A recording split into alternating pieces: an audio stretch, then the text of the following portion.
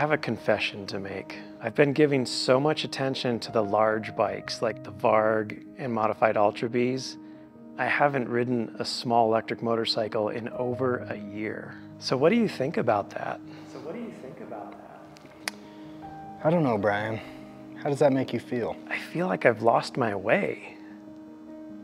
Well, is there any small size bike that's caught your attention recently? You know, actually there is.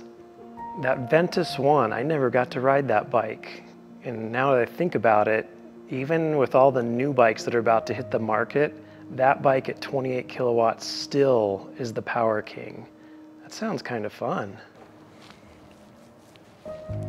Well, I think we found your solution.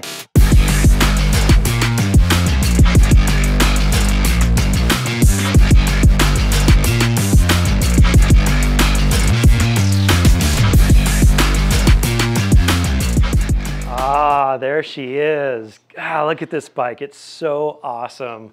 I wanted to ride this bike so bad when we first reviewed it, but that dang Brett, he immediately crashed it and I didn't get to ride it. I'm gonna take this bike, I'm gonna make it my personal bike this year. And to do that, we need to do a few modifications because I'm 6 foot tall.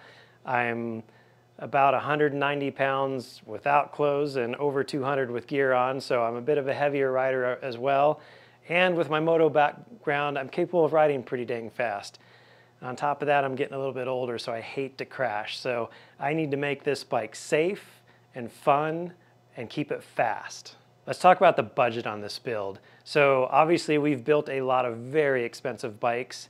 I don't want to do that. In my personal life, I actually love bang for the buck type of projects. I don't love spending a lot of money on my bikes. So the Ventus is perfect for this project.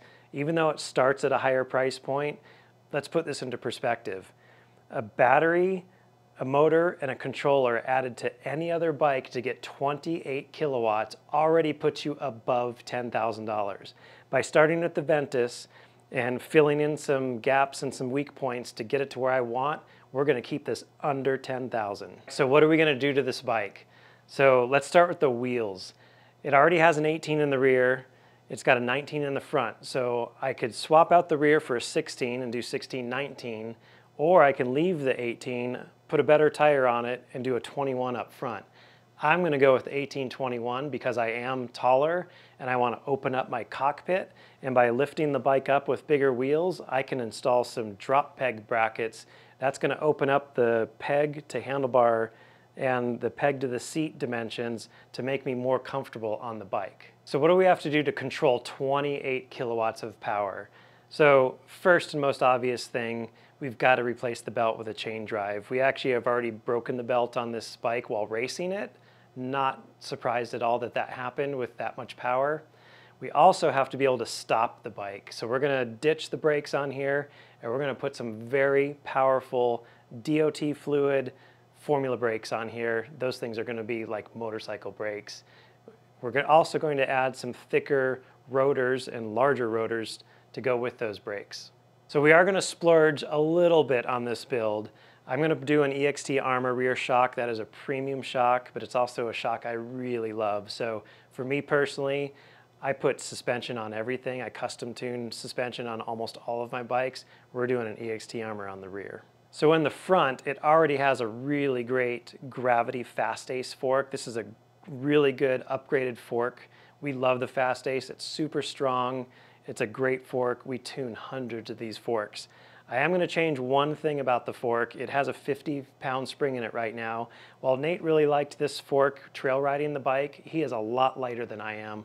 At my weight, I need heavier springs, so I'm going to put a 60-pound spring up front.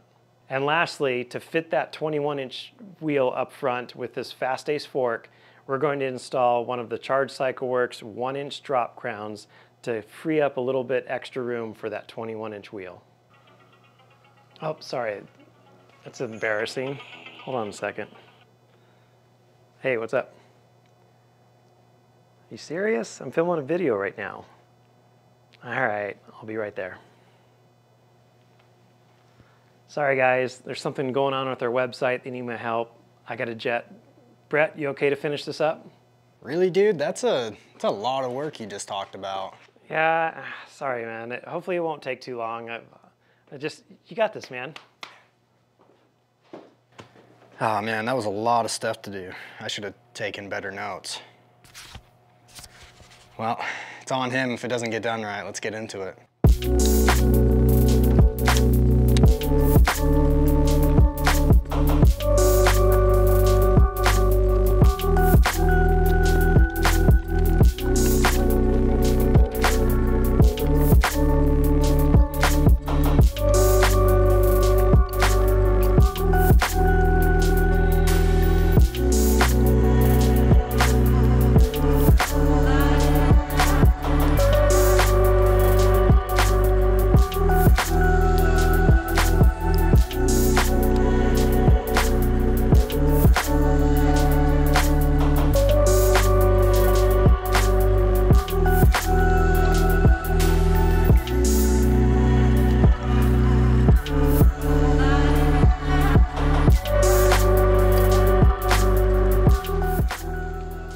Some final touches.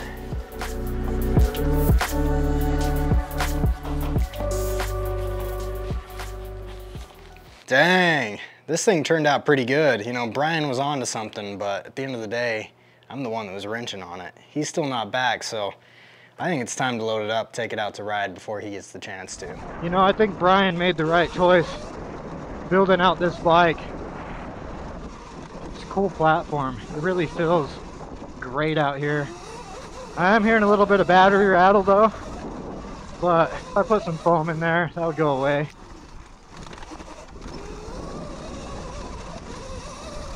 Brian being a heavier rider than me, he's gonna have no problem on this bike because it's got so much power. And the 18-21 wheel setup, pretty awesome. Stoked that we've got the vintage size 18 rear tire, because otherwise you wouldn't be able to do 18-21s on these bikes very well. So it's cool to be able to get a tire that fits into this thing and hooks up like crazy. I think this Moto is built so well, and I'm stoked that like the price point of it is really good for the bike that you get.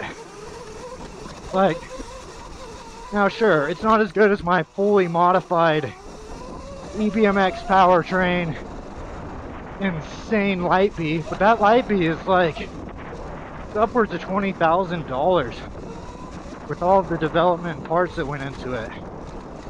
This bike is basically half the cost of that and just about as powerful. That bike can do 35 kilowatts. I'll tell you what, you don't need it. This bike has got all the power that you really need for such a small chassis. The EBMX powertrain, I love the adjustability. I love everything actually about it and that company itself. And I will definitely say, if you're doing a build bike from the ground up, or even just putting a controller on a bike, that is my #1 recommendation. But this Ventus, for what it is, and the price point that it comes to the market at, this thing is sweet. And with the changes that Brian, well technically me, because I did the work, but Brian wanted to do to this bike, he got this thing set up so well. I'm actually really excited for him to try to ride it. Honestly, I think the only thing that this bike is lacking is like a newer 428 drivetrain, just for some additional strength, but it's holding itself together really well. I think we did all of the perfect upgrades for this bike. It's really all that you could need. And being one of the cheapest full build bikes out there, and when I say full build, I mean like the whole thing, you know, suspension, motor, battery, controller, bars, foot pegs, wheels, like the whole bike has been built. This thing is really cost effective for what you get out of it. And it is fast. I am moving right now. Holy, oh, slow down. Yeah, these brakes are sick.